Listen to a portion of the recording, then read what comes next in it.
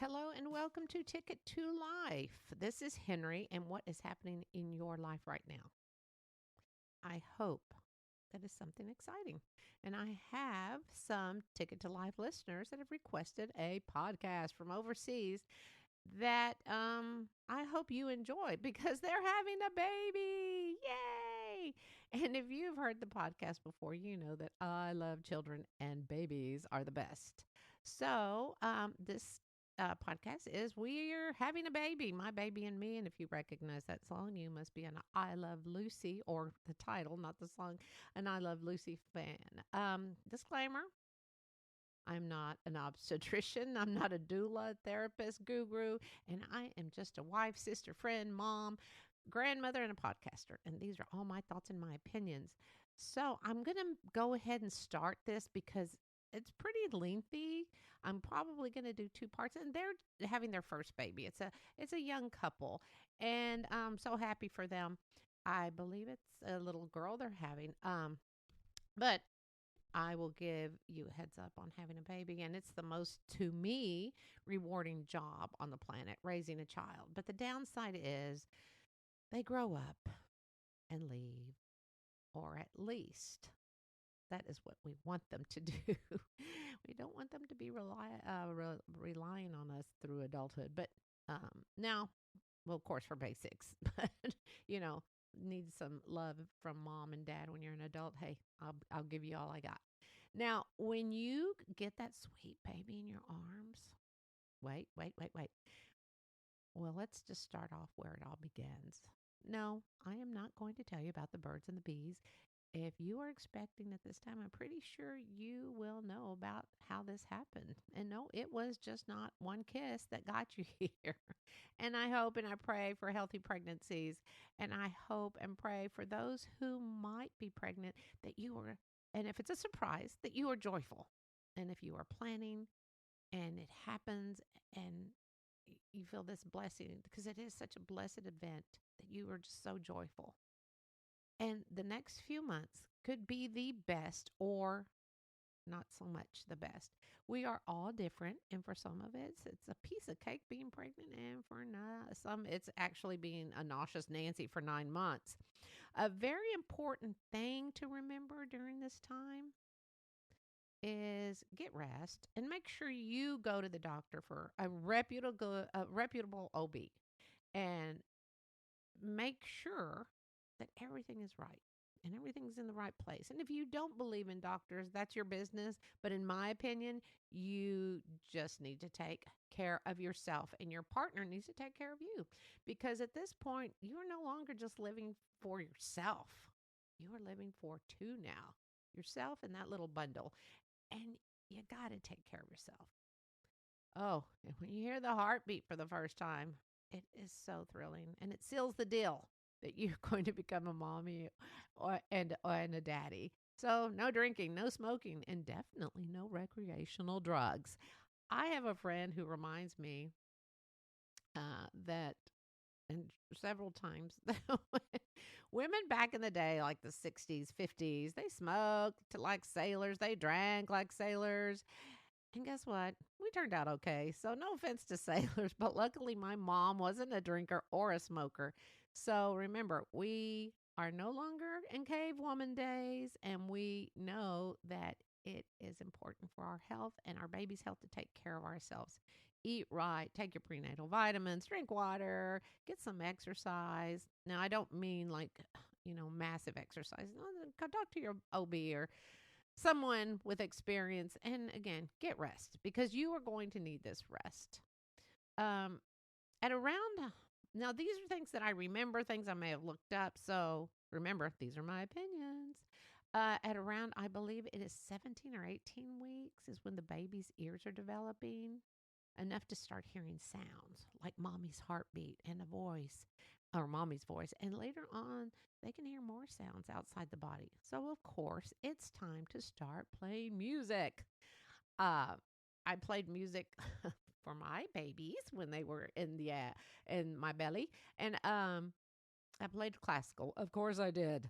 Now, this is where your partner starts introducing themselves to mommy's belly and letting them know that I am daddy or I am your other mommy. It is true that they will recognize your voice when the day of their big debut happens. Honestly, read, s- sing to them, speak calmly, and kiss mommy's belly, not raspberries. I can't imagine what that might sound like, a major thunderstorm. So save the raspberries for the baby when they're out of the womb. Save it for when they're around 6 months old and smiling and stuff. But now, when the baby starts to move, it is so amazing. It's such an amazing feeling for mom, too. Some moms, oh, it hurts. Yeah, my daughter used to get the hiccups, and you just see my stomach go up and down, up and down with hiccups. So that was kind of funny. But sometimes my son would kick me in the ribs. So, and you can move their little foot or whatever it is, just gently kind of move it. And then you can move it away because that's what I was able to do because my doctor said, yeah, you can just kind of move it around just gently. So I did. But anyway, I just think save the raspberries again for later on. But the feeling is absolutely wonderful. It is, there's nothing I can, there's no way I can actually express it unless you have had unless you've been pregnant or you are pregnant. You will love every moment, I hope, for you. Um, so around 5 and 6 months, I think you're going to feel that little flutter and you will know, oh, baby's moving. And it is funny. You may think it's gas, but it's a baby saying, let me out of here. It's dark. I want out. And then you need to tell them, not just yet. By 9 months, yes, we went through 9 months really quick, didn't we? You will have people coming up to you and either giving you advice or saying, are you pregnant? Really? No, I ate a watermelon seed 8 months ago, and I believe it's almost harvest time. Ignore the ignorant comments given by strangers, friends, and family. God has given us the blessing of having a baby. And you know your body, and you will know if something doesn't feel right. And if it doesn't, please be sure to call your doctor. If you have light spotting, call your doctor. It's just important for you to take care of your body because it's going to take a whole different shape and feel than you've ever had before. Now, you'll know actually when the time has come for baby to come out. Unless you've chosen or you're OB and you have talked about a C-section before you get to pick your day. But your water doesn't even have to break when you have those contractions. Some people think, oh my gosh, my water's broken. They start having contractions. No. And I am speaking from experience. You can have major contractions, and trust me, you'll know it's time. Now, there are always the false alarms, too. There's a thing called Braxton Hicks, and many women may think it's time. Um, but it's not. They're called Braxton Hicks because there's a tightness in your belly and your, well, abdomen. It sounds more professional, but it's your belly. Talk to your OB, and I am give them a call. You know, they are wonderful.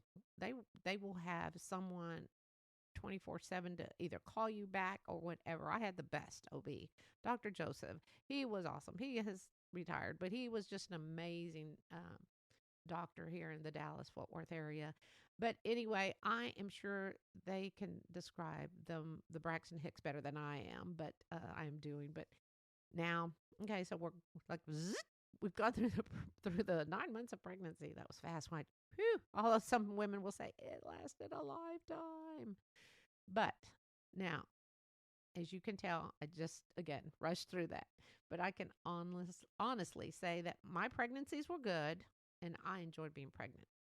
Okay, I know that some of you women or men even may be rolling your eyes and saying, of course her pregnancy was good. But I have to admit that I believe the reason was I did get headaches at the beginning, but that was it. But I in my heart, in my mind, because this is just me, I believe that my pregnancies were good because of my attitude. Since I can remember, and I mean like as a child, I in elementary school, I always knew that I wanted to be a mommy. And I know many Others have other dreams of high powered jobs and making big money, but my dream was raising a little human to be a good person. And my kids are good people. And I feel that God's grace, we were able to do that because, of course, I didn't do it alone. My husband was here, their daddy. It wasn't me or my husband, it was through God's help and patience and that got us through the hard times. Like I said in another podcast, we were just glad to be visiting them in college and not prison, okay? One more thing I believe if we are happy and think positive, it helps with our little newborn's disposition when born. Now, that's me. I don't know that no studies have been proven because I looked that up. And I know, but if you try connecting with babies in the womb by talking and singing and relaxing music and nurturing them while you're on the outside and they're on the inside, I really believe that helps. So I think honestly that when that little one makes a big debut, they're going to know how loved they are already. I do actually have a picture. I'll have to dig it up and maybe put it on my Instagram Ticket to Life, where it's a picture of me and I have little headphones because, back in the day we didn't have the cool stuff. The headphones on my belly and I was playing music for my son and then I did it for my daughter. I know. Cuckoo. But you know what? It worked for me and it made me happy. Um, when I say a baby changes everything, I mean a baby changes everything. Your whole life is going to change. Some people say, oh no, it will not. Yes, it will. You are going to help raise a child to be a good person, to learn right from wrong. And there's a song by Faith Hill, and it's called "A Baby Changes Everything," and it's a beautiful song. It's about Jesus' mommy, Mary, and I am sure that that was not only a blessing but a game changer for her. She didn't see that coming, right? But she did a great job, I have to admit. Yay for Mary. No, I'm not saying that you will be birthing your baby in a stable. Or maybe you might. Who knows? I don't know. When you bring your little one home, please, please, please, and I mean, triple please. If someone offers to help you with meals or laundry, clean the house, anything, say yes, yes, and yes, please. Do not try to handle everything on your own. You're used to doing so much if you're working and start looking for if you are planning to go back to work, start looking for a sitter, a nanny, a daycare now. It is you need to do your research, find a good reputable place or person that can take care of your baby. But honestly, when that baby gets here, you've got to rest. A thing that I don't understand is how people say, I don't know anything about raising a baby. None of us do. When you push in that labor and delivery room, a manual or a QR code does not pop out to tell you how to do this. And it's all about natural instinct. But you have to be able to rely on it. Although I did look this up, and it says not all people are born with natural instincts, believe it or not, on raising children. And if you are one of those that am lost, there is so much that people are going to offer you with good advice, bad advice, not so good advice. But Google, my friend, if your mom or friends say that something worked for them, then it may work for you, but it may not. But Google, don't just think like, oh yeah, this is great. Just go with that. We are born. Well, let me backtrack a little bit. We are born with natural instinct as far as self care and um, survival. But I was just real surprised. I just always thought that all people were born with natural instincts. Who knows? Maybe we are, maybe we're not. Sometimes maybe Google can get things wrong. But anyway, I believe that we are. Sorry about that. And also, another thing. Just know that when you bring the baby home, if you're going to complain about the baby waking up, that's the easy part. Those sleepless nights, it, this is that's nothing. You will know if they have colic, what they're crying, if they're, you will just know these certain things. I just know you will. And if not, you will call your doctor, call your mom, call a friend who has had 15 children and knows what can walk you through things. Just know that saying coochie coochie coo will not make the baby laugh and calm them down. They will need time to get used to their new dwelling outside of being in a warm, dark, toasty, quiet place. Now, this is very important. And some people don't do this. Support your baby's head at all times when holding the baby. I have to admit, I've seen new parents at stores and stuff and not supporting their baby's head. And that poor baby's head is just bobbling. And it's not a good thing. Head flopping can cause strain on the brain and or the brain tissue, and it could cause tearing of the neck muscles, whiplash. Let's remember that the baby has not been working out and weightlifting in the womb. He or she has been developing their body, their internal organs, everything. They haven't been working out with weight, so their muscles are weak. So please remember they are fragile, like porcelain dolls, and they need to be handled with care. If you are feeling a little sad and depressed also after the baby is here, make sure to contact your OB. You might be suffering from postpartum depression, PPD. This is a mood disorder that some women have of feeling anxiety and guilt and hopeless. They don't know what to do. I had it back in the day. I had it with my son. But back in the 80s, they didn't know a lot about it, and we didn't have the internet. I had a baby book, and there was maybe a small paragraph on it. Oh, the baby blues, that's what it was called. But contact your doctor. Pray about it. I don't know, have people rolling your eyes again. You just need to pray about it. And I know I'm talking like 90 to nothing because there's just so much I want to put in there. Again, I'm going to have a part 2 to this. And I hope this helps some of the listeners with having babies or, I don't know. I hope I can help you with this. But the next thing is one more thing. And I'm sure some of these people that will be listening are going to cringe and say, how could she say this?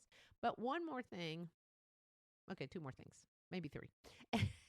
And then we will end the podcast. But if you choose nursing, great. Awesome. That is fantastic. But it's not for everyone. And if you choose not to nurse, but you should try to give it a try. I will tell you, everyone needs to give it a try. But if in your head, no, I don't want to do that. Okay. But if you do choose not to, great also. But do not, I repeat, do not let anyone make you feel guilty for not nursing. Because some people have a tendency of doing that. And they get really upset, like, I can't believe they're not nursing. Your body, your baby, do as you feel is the right thing for you and the baby. If you choose to nurse, you need to, you can, I'm not saying you need to, you could contact La Leche League. And they can help guide you if you choose to breastfeed. La Leche League International is a nonprofit organization, and they've been around for a long time. And they will help provide support and information and education on breastfeeding. Of course, talk to your your OB about it. There's a number, and it is 1-800-525-3243, or email info at lowercase LLL, 3 L's and an I.org. That's info at LLLI.org.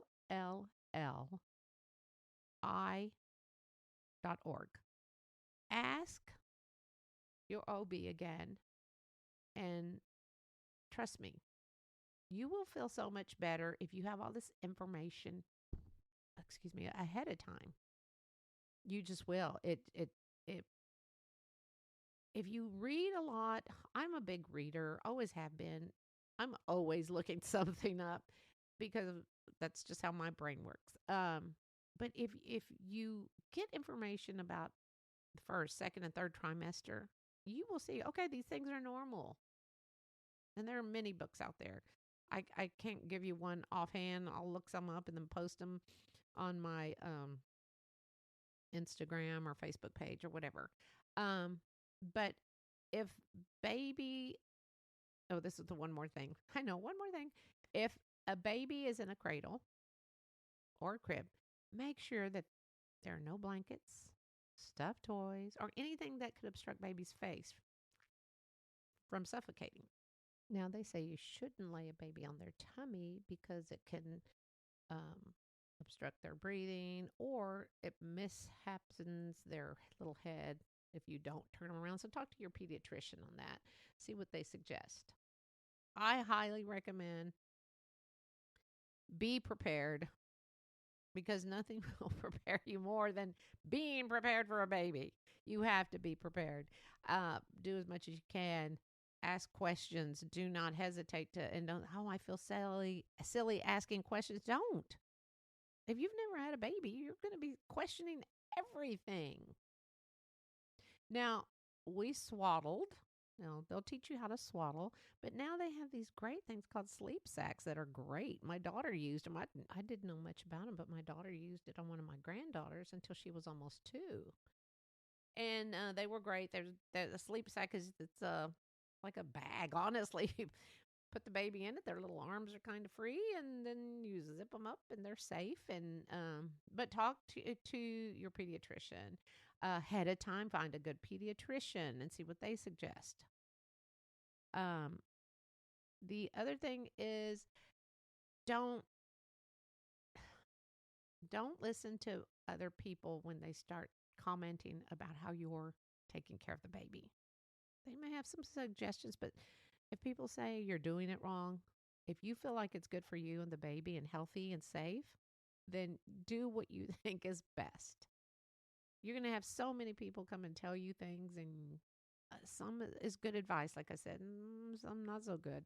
But do what you think is best for you. I hope this is helping my listeners overseas, and I hope I'm not freaking you out. But these are important things, and this is important to me that I pass this on. And I hope that all this info has been a little helpful to some others. In a few weeks, I will have a podcast on toddlers and as they get older. One more thing, remember, these are just my thoughts and my opinions. And you don't have to think, oh, she's crazy or these are great. This is how I'm going to raise my kid. No, do do what you really feel is best for you and baby because that's all that matters. What is best for you and your little one? Now, make sure both parents are involved.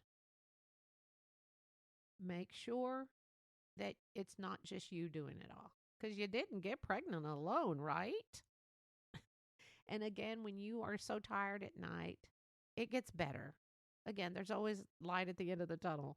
There, it will get better. Some babies are sleep. My kids were just sleepers. They still are. As adults, they love to sleep. They were sleeping 13 hours within 3 months. Don't ask me how. And that freaked me out because I didn't know if that was normal. And naps throughout the days. I mean, I have them written in their baby books. I do need to. I know one other thing. My son and my daughter-in-law, when they had their son, they found something that's called the nannit, and they are not sponsoring me to tell you this. And it was a little. It's like a belt, and I don't know if they were using it right after he came home when he was a newborn. I just remember as he was older, he had this nannit on it. And of course, they had a camera. Of course, back in the day, we didn't have a camera. We didn't have all sorts of stuff. Guess what? And my kids survived. But they have so many things now. But it's called the Nanit, and I think it's Nannit. And then you wrap it around the baby, and if for some reason it doesn't, like the baby moves or something, or the baby stops breathing, then an alarm goes off because SIDS is still there. And they still don't know what causes SIDS.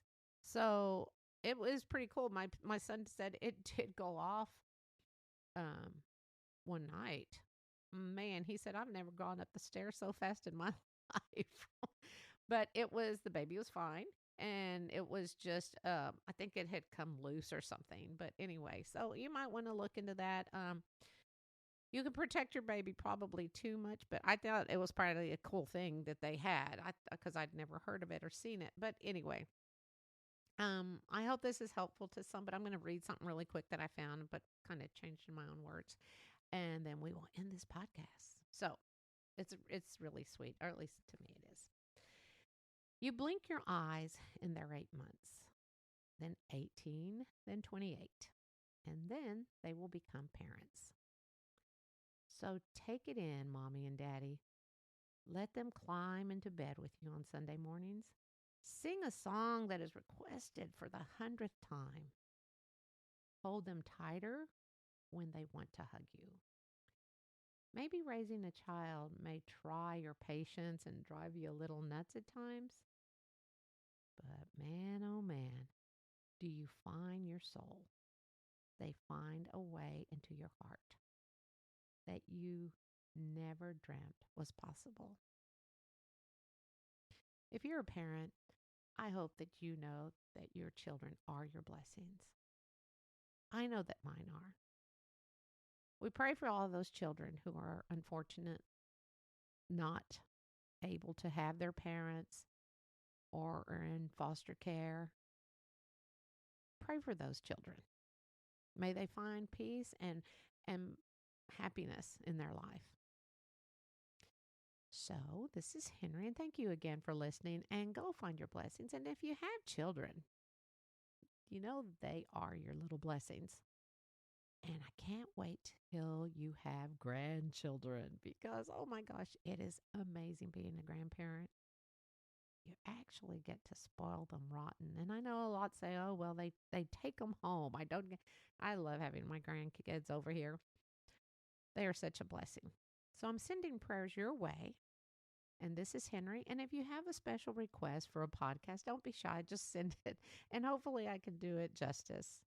So I'd like to say thank you to everyone listening. And don't forget, you can listen to me on any podcast platform and also on WDJY Atlanta.